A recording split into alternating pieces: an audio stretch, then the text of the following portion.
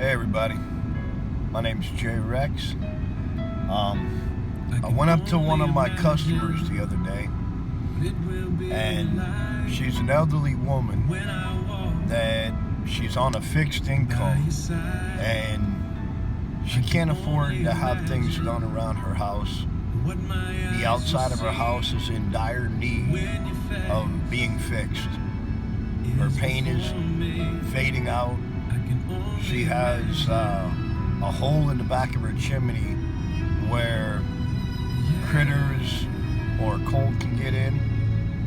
I walked up to her the other day and I asked her if she believed in God, and she told me, yes, I do. I turned around, I touched her on the shoulder, and I said, well, God is going to give you a blessing.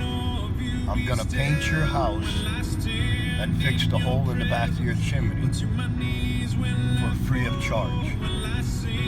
And I told her, God bless you.